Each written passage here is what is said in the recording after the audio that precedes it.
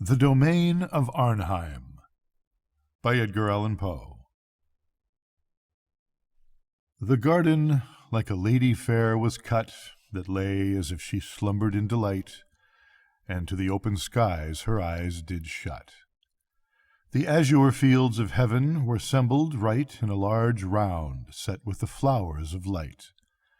The flowers de luce and the sparks of dew that hung from their azure leaves did show, like twinkling stars that sparkle in the evening blue. Giles Fletcher. From his cradle to his grave, a gale of prosperity bore my friend Ellison along. Nor do I use the word prosperity in its mere worldly sense. I mean it as synonymous with happiness. The person of whom I speak seemed born for the purpose of foreshadowing the doctrines of Turgot, Price, Priestley, and Condorcet, by exemplifying by individual instance what has been deemed the chimera of the perfectionists. In the brief existence of Ellison, I fancy that I have seen refuted the dogma that in man's very nature lies some hidden principle, the antagonist of bliss. An anxious examination of his career has given me to understand that, in general, from the violation of a few simple laws of humanity arises the wretchedness of mankind, that as a species we have in our possession the as yet unwrought elements of content, and that even now, in the present darkness and madness of all thought on the great question of the social condition, it is not impossible that man, the individual, under certain unusual and highly fortuitous conditions, may be happy.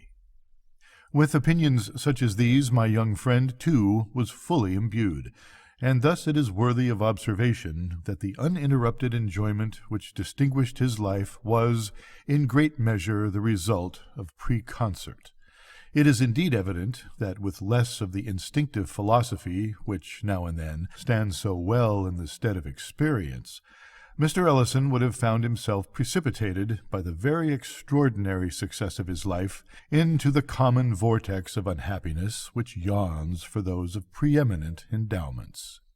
But it is by no means my object to pen an essay on happiness. The ideas of my friend may be summed up in a few words. He admitted but 4 elementary principles, or more strictly conditions, of bliss.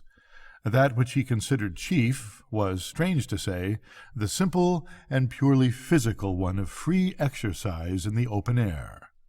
The health, he said, attainable by other means, is scarcely worth the name. He instanced the ecstasies of the fox-hunter, and pointed to the tillers of the earth, the only people who, as a class, can be fairly considered happier than others. His second condition was the love of woman. His third, and most difficult of realization, was the contempt of ambition. His fourth was an object of unceasing pursuit, and he held that, other things being equal, the extent of attainable happiness was in proportion to the spirituality of this object. Ellison was remarkable in the continuous profusion of good gifts lavished upon him by fortune. In personal grace and beauty he exceeded all men. His intellect was of that order to which the acquisition of knowledge is less a labor than an intuition and a necessity. His family was one of the most illustrious of the empire. His bride was the loveliest and most devoted of women. His possessions had been always ample, but on the attainment of his majority it was discovered that one of those extraordinary freaks of fate had been played in his behalf which startle the whole social world amid which they occur, and seldom fail radically to alter the moral constitution of those who are their objects. It appears that about 100 years before Mr. Ellison's coming of age, there had died in a remote province one Mr. Seabright Ellison. This gentleman had amassed a princely fortune, and having no immediate connections, conceived the whim of suffering his wealth to accumulate for a century after his decease. Minutely and sagaciously directing the various modes of investment, he bequeathed the aggregate amount to the nearest of blood, bearing the name of Ellison, who should be alive at the end of the 100 years. Many attempts had been made to set aside this singular bequest. Their ex post facto character rendered them abortive, but the attention of a jealous government was aroused, and a legislative act finally obtained forbidding all similar accumulations. This act, however, did not prevent young Ellison from entering into possession, on his 21st birthday, as the heir of his ancestor Seabright, of a fortune of $450 millions. When it had become known that such was the enormous wealth inherited, there were, of course, many speculations as to the mode of its disposal. The magnitude and the immediate availability of the sum bewildered all who thought on the topic. The possessor of any appreciable amount of money might have been imagined to perform any one of 1,000 things. With riches merely surpassing those of any citizen, it would have been easy to suppose him engaging to supreme excess in the fashionable extravagances of his time, or busying himself with political intrigue, or aiming at ministerial power, or purchasing increase of nobility, or collecting large museums of virtue, or playing the munificent patron of letters, of science, of art, or endowing and bestowing his name upon extensive institutions of charity. But for the inconceivable wealth and the actual possession of the heir, these objects and all ordinary objects were felt to afford too limited a field. Recourse was had to figures, and these but sufficed to confound. It was seen that, even at 3%, the annual income of the inheritance amounted to no less than $13,500,000, which was $1,125,000 per month, or $36,986 per day, or $1,541 per hour, or $26 for every minute that flew. Thus the usual track of supposition was thoroughly broken up. Men knew not what to imagine.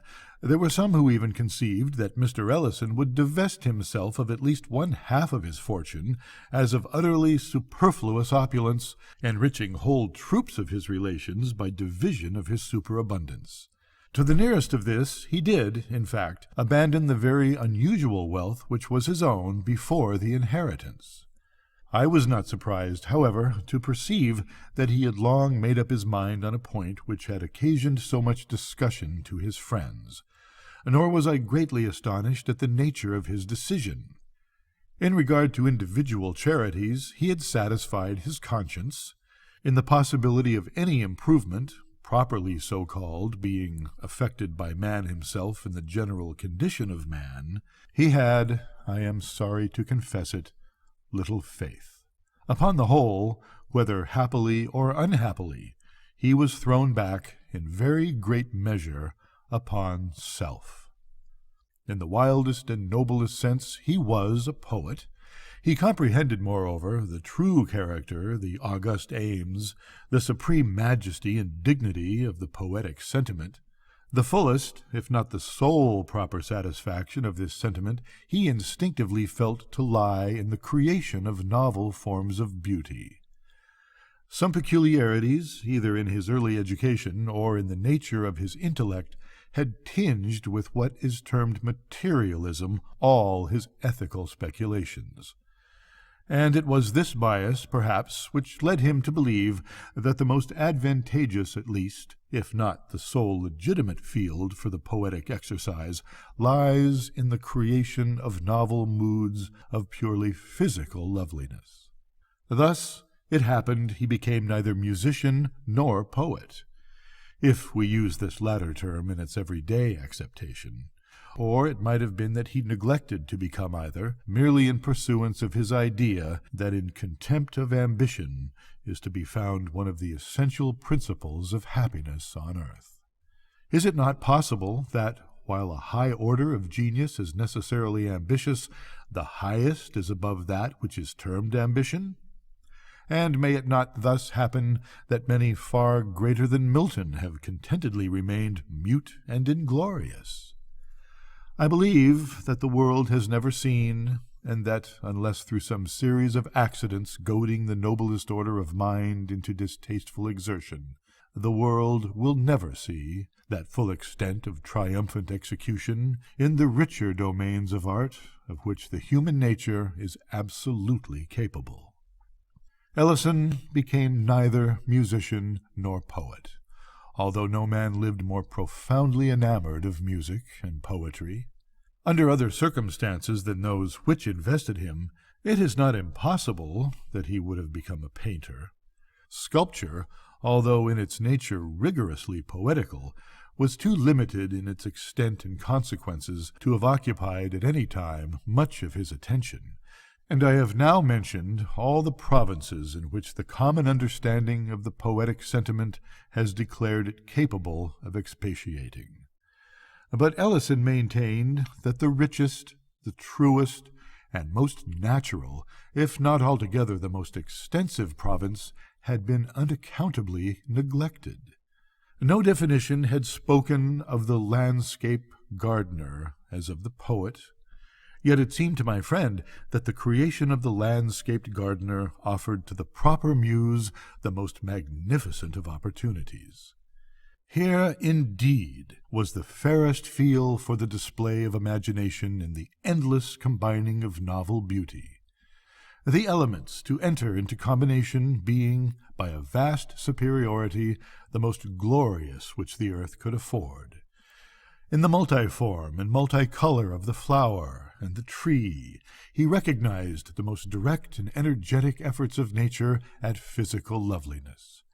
And in the direction of concentration of this effort, or more properly in its adaptation to the eyes which were to behold it on earth, he perceived that he should be employing the best means, laboring to the greatest advantage, in the fulfillment not only of his own destiny as a poet, but of the august purposes for which the deity had implanted the poetic sentiment in man, its adaptation to the eyes which were to behold it on earth. In his explanation of this phraseology, Mr. Ellison did much toward solving what has always seemed to me an enigma. I mean the fact, which none but the ignorant dispute, that no such combination of scenery exists in nature as the painter of genius may produce. No such paradises are to be found in reality as have glowed on the canvas of Claude. In the most enchanting of natural landscapes there will always be found a defect or an excess, many excesses and defects, while the component parts may defy, individually, the highest skill of the artist. The arrangement of these parts will always be susceptible of improvement.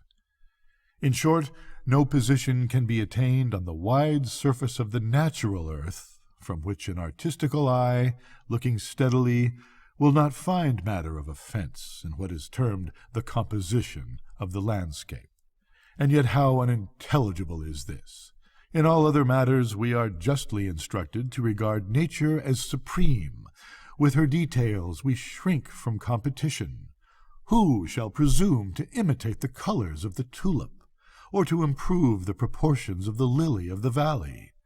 The criticism which says of sculpture or portraiture that here nature is to be exalted or idealized rather than imitated is in error.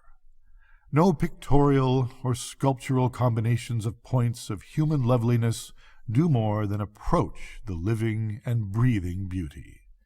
In landscape alone is the principle of the critic true, and having felt its truth here, it is but the headlong spirit of generalization which has led him to pronounce it true throughout all the domains of art. Having, I say, felt its truth here, for the feeling is no affectation or chimera. The mathematics afford no more absolute demonstrations than the sentiments of his art yield the artist. He not only believes, but positively knows that such and such apparently arbitrary arrangements of matter constitute and alone constitute the true beauty. His reasons, however, have not yet been matured into expression. It remains for a more profound analysis than the world has yet seen, fully to investigate and express them. Nevertheless, he is confirmed in his instinctive opinions by the voice of all his brethren. Let a composition be defective. Let an emendation be wrought in its mere arrangement of form. Let this emendation be submitted to every artist in the world. By each will its necessity be admitted. And even far more than this, in remedy of the defective composition, each insulated member of the fraternity would have suggested the identical emendation. I repeat that in landscape arrangements alone is the physical nature susceptible of exaltation, and that, therefore, her susceptibility of improvement at this one point was a mystery I had been unable to solve.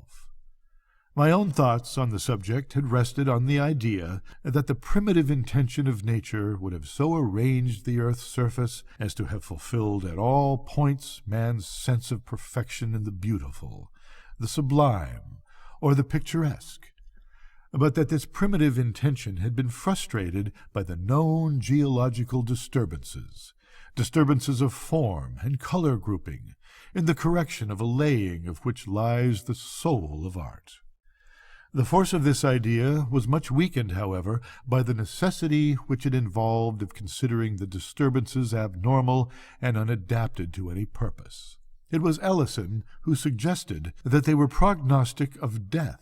He thus explained, "Admit the earthly immortality of man to have been the first intention. We have then the primitive arrangements of the earth's surface adapted to his blissful estate as not existent but designed. The disturbances were the preparations for his subsequently conceived deathful condition.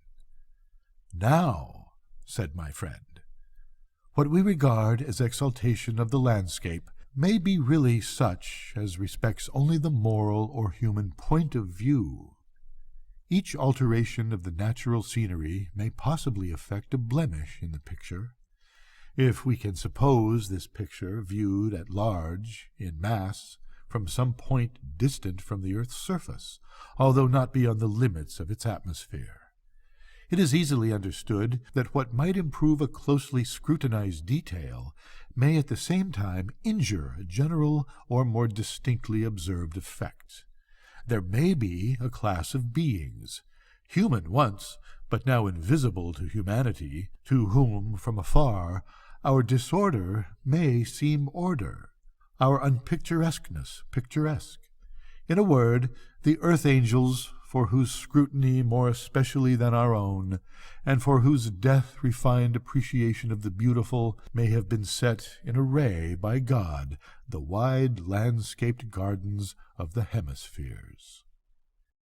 In the course of discussion, my friend quoted some passages from a writer on landscape gardening who has been supposed to have well treated his theme. There are properly but two styles of landscape gardening, the natural and the artificial. One seeks to recall the original beauty of the country by adapting its means to the surrounding scenery, cultivating trees in harmony with the hills or plains of the neighboring land, detecting and bringing into practice those nice relations of size, proportion, and color which, hid from the common observer, are revealed everywhere to the exceptional student of nature. The result of the natural style of gardening is seen rather in the absence of all defects and incongruities, in the prevalence of a healthy harmony and order, than in the creation of any special wonders or miracles.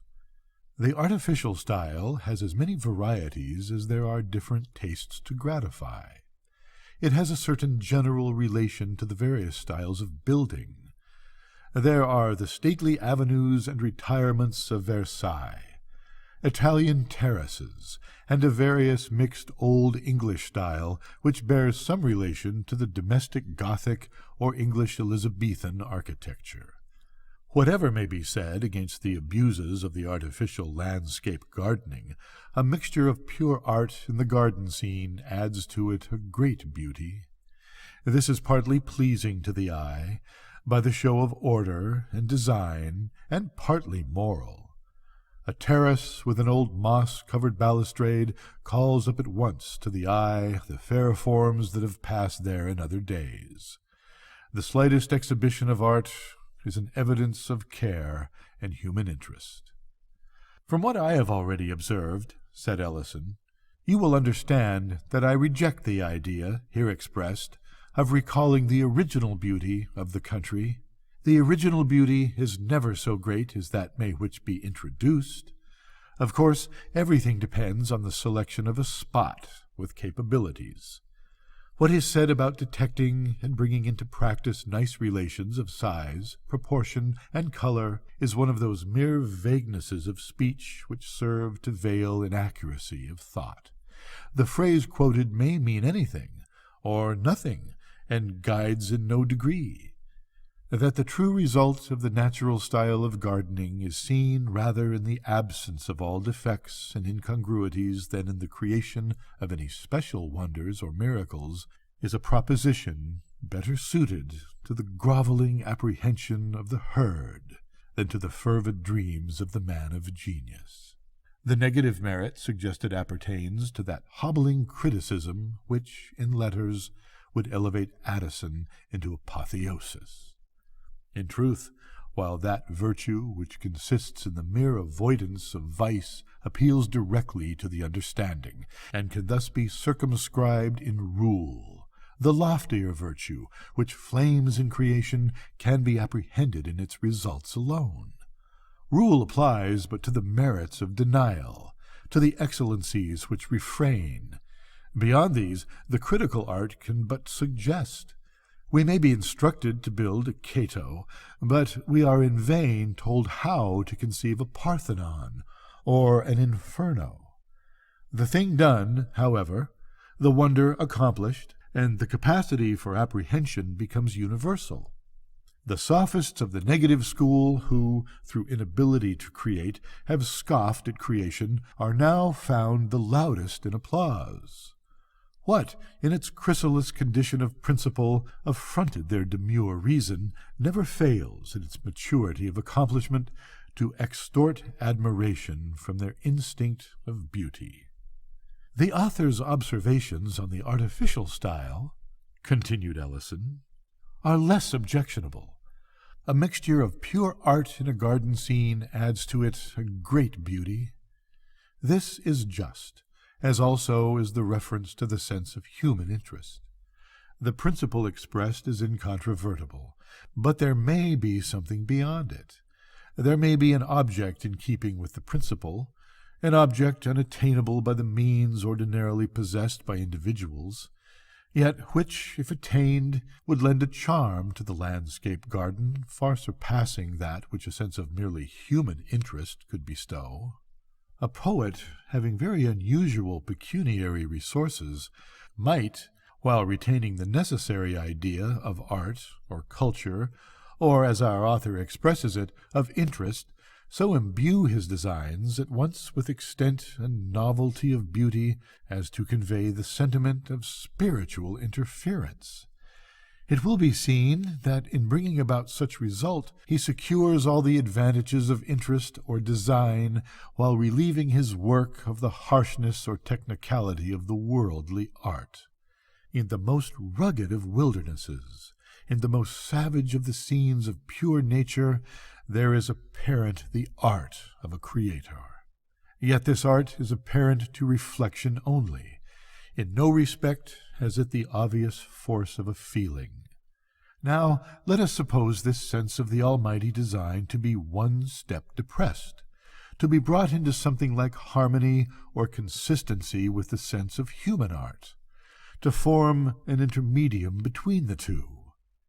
Let us imagine, for example, a landscape whose combined vastness and definitiveness, whose united beauty, magnificence, and strangeness shall convey the idea of care or culture or superintendence on the part of beings superior, yet akin to humanity. Then the sentiment of interest is preserved, while the art intervolved is made to assume the air of an intermediate or secondary nature, a nature which is not God, nor an emanation from God, but which still is nature in the sense of the handiwork of the angels that hover between man and God. It was in devoting his enormous wealth to the embodiment of a vision such as this, in the free exercise in the open air, ensured by the personal superintendence of his plans, in the unceasing object which these plans afforded, in the high spirituality of the object, in the contempt of ambition which it enabled him truly to feel, in the perennial springs with which it gratified, without possibility of satiating, that one master passion of his soul, the thirst for beauty. Above all, it was in the sympathy of a woman, not unwomanly, whose loveliness and love enveloped his existence in the purple atmosphere of paradise, that Ellison thought to find, and found, exemption from the ordinary cares of humanity, with a far greater amount of positive happiness than ever glowed in the rapt daydreams of de Stael. I despair of conveying to the reader any distinct conception of the marvels which my friend did actually accomplish. I wish to describe, but am disheartened by the difficulty of description, and hesitate between detail and generality. Perhaps the better course will be to unite the two in their extremes. Mr. Ellison's first step regarded, of course, the choice of a locality, and scarcely had he commenced thinking on this point when the luxuriant nature of the Pacific Islands arrested his attention. In fact, he had made up his mind for a voyage to the South Seas, when a night's reflection induced him to abandon the idea. "Were I misanthropic," he said, "such a locale would suit me. The thoroughness of its insulation and seclusion, and the difficulty of ingress and egress, would in such case be the charm of charms. But as yet I am not Timon. I wish the composure, but not the depression of solitude. There must remain with me a certain control over the extent and duration of my repose. There will be frequent hours in which I shall need, too, the sympathy of the poetic in what I have done. Let me seek, then, a spot not far from a populous city, whose vicinity also will best enable me to execute my plans." In search of a suitable place so situated, Ellison travelled for several years, and I was permitted to accompany him.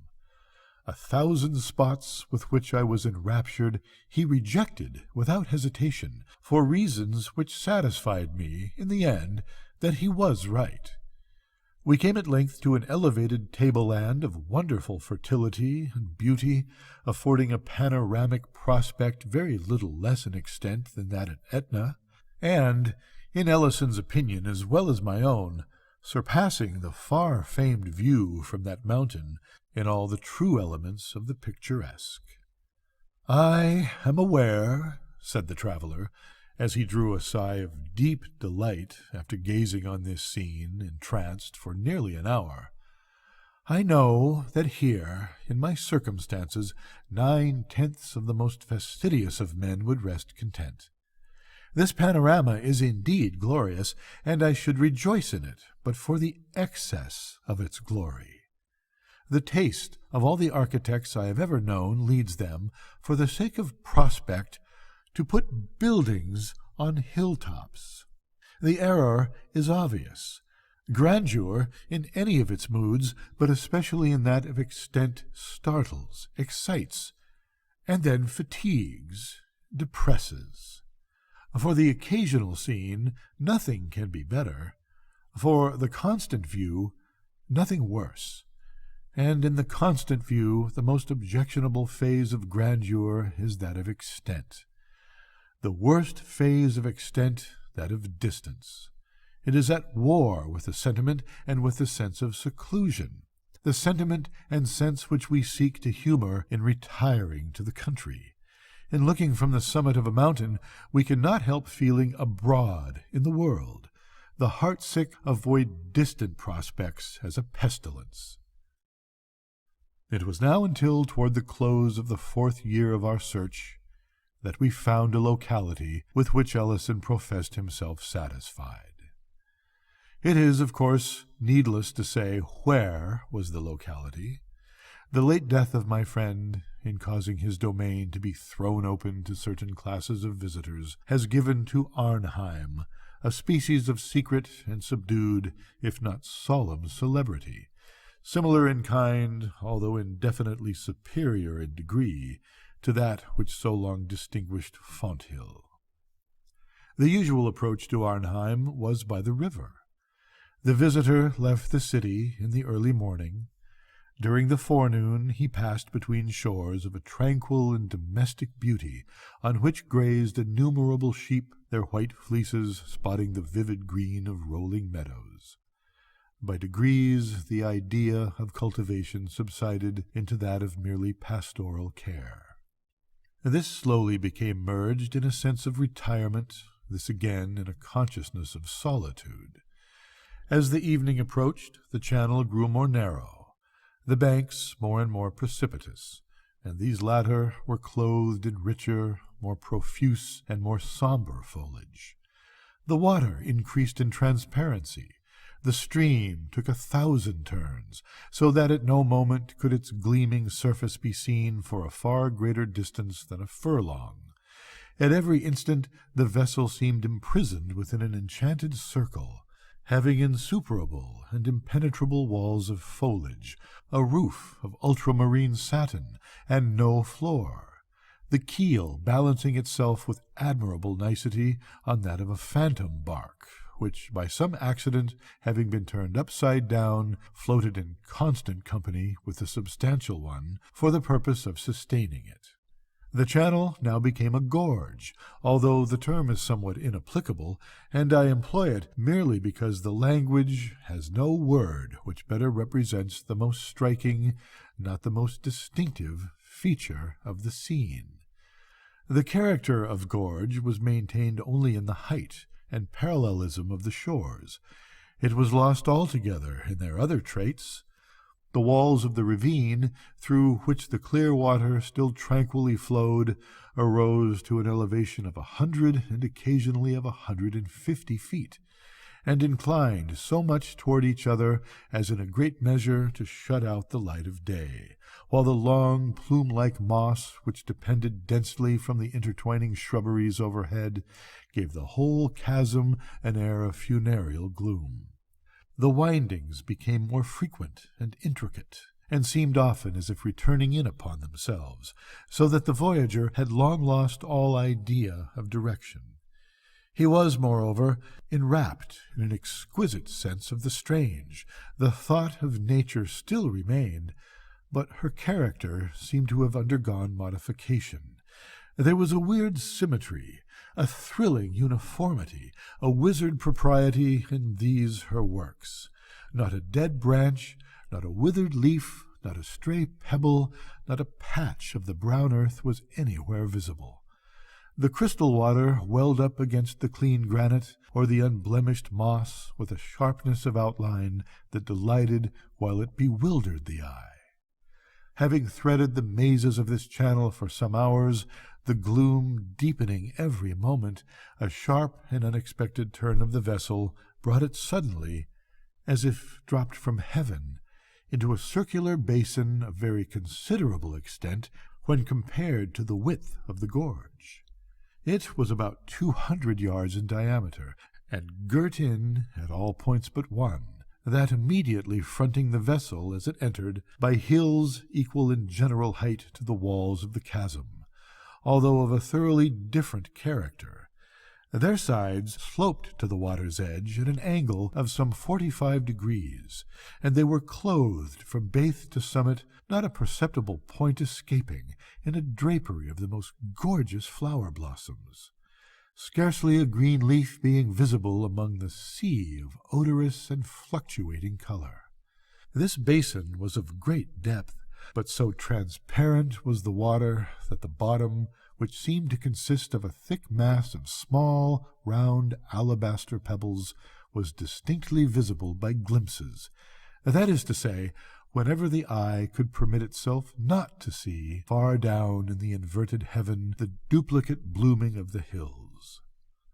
On these latter there were no trees, nor even shrubs of any size. The impressions wrought on the observer were those of richness, warmth, color, quietude, uniformity, softness, delicacy, daintiness, voluptuousness, and a miraculous extremeness of culture that suggested dreams of a new race of fairies, laborious, tasteful, magnificent, and fastidious. But as the eye traced upward the myriad-tinted slope, from its sharp junction with the water to its vague termination amid the folds of overhanging cloud, it became indeed difficult not to fancy a panoramic cataract of rubies, sapphires, opals, and golden onyxes rolling silently out of the sky. The visitor, shooting suddenly into this bay from out the gloom of the ravine, is delighted but astounded by the full orb of the declining sun, which he had supposed to be already far below the horizon, but which now confronts him, and forms the sole termination of an otherwise limitless vista seen through another chasm-like rift in the hills. But here the voyager quits the vessel which has borne him so far, and descends into a light canoe of ivory, stained with arabesque devices in vivid scarlet both within and without. The poop and the beak of this boat arise high above the water, with sharp points, so that the general form is that of an irregular crescent. It lies on the surface of the bay with the proud grace of a swan. On its ermined floor reposes a single feathery paddle of satinwood, but no oarsman or attendant is to be seen. The guest is bidden to be of good cheer, that the fates will take care of him. The larger vessel disappears, and he is left alone in the canoe, which lies apparently motionless in the middle of the lake. While he considers what course to pursue, however, he becomes aware of a gentle movement in the ferry bark. It slowly swings itself around until its prow points toward the sun. It advances with a gentle but gradually accelerated velocity, while the slight ripples it creates seem to break about the ivory side in divinest melody, seem to offer the only possible explanation of the soothing yet melancholy music for whose unseen origin the bewildered voyager looks around him in vain. The canoe steadily proceeds, and the rocky gate of the vista is approached so that its depths can be more distinctly seen. To the right arise a chain of lofty hills rudely and luxuriantly wooded. It is observed, however, that the trait of exquisite cleanness where the bank dips into the water still prevails. There is not one token of the usual river debris. To the left, the character of the scene is softer and more obviously artificial. Here the bank slopes upward from the stream in a very gentle ascent, forming a broad sward of grass in a texture resembling nothing so much as velvet, and of a brilliancy of green which would bear comparison with the tint of the purest emerald. This plateau varies in width from 10 to 300 yards, reaching from the river bank to a wall 50 feet high, which extends in an infinity of curves, but following the general direction of the river until lost in the distance to the westward. This wall is of one continuous rock, and has been formed by cutting perpendicularly the once rugged precipice of the stream's southern bank. But no trace of the labor has been suffered to remain. The chiseled stone has the hue of ages, and is profusely overhung and overspread with the ivy, the coral honeysuckle, the eglantine, and the clematis.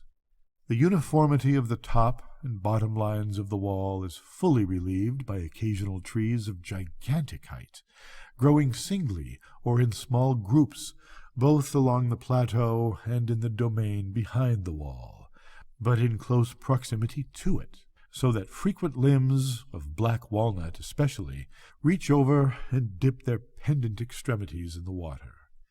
Further back, Within the domain, the vision is impeded by an impenetrable screen of foliage.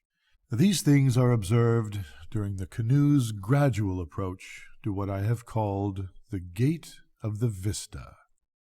On drawing nearer to this, however, its chasm-like appearance vanishes. A new outlet from the bay is discovered to the left, in which direction the wall is also seen to sweep, still following the general course of the stream. Down this new opening the eye cannot penetrate very far, for the stream, accompanied by the wall, still bends to the left until both are swallowed up by the leaves. The boat, nevertheless, glides magically into the winding channel, and here the shore opposite the wall is found to resemble that opposite the wall in the straight vista. Lofty hills, rising occasionally into mountains, and covered with vegetation and wild luxuriance, still shut in the scene. Floating gently onward, but with a velocity slightly augmented, the voyager, after many short turns, finds his progress apparently barred by a gigantic gate, or rather door, of burnished gold, elaborately carved and fretted, and reflecting the direct rays of the now fast-sinking sun with an effulgence that seems to wreathe the whole surrounding forest in flames. This gate is inserted in the lofty wall, which here appears to cross the river at right angles. In a few moments, however, it is seen that the main body of the water still sweeps in a gentle and extensive curve to the left, the wall following it as before, while a stream of considerable volume, diverging from the principal one, makes its way, with a slight ripple, under the door, and is thus hidden from sight.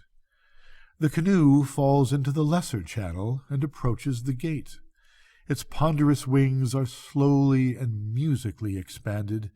The boat glides between them and commences a rapid descent into a vast amphitheater entirely begirt with purple mountains whose bases are laved by a gleaming river throughout the full extent of their circuit. Meanwhile, the whole paradise of Arnheim bursts upon the view. There is a gush of entrancing melody. There is an oppressive sense of strange, sweet odor.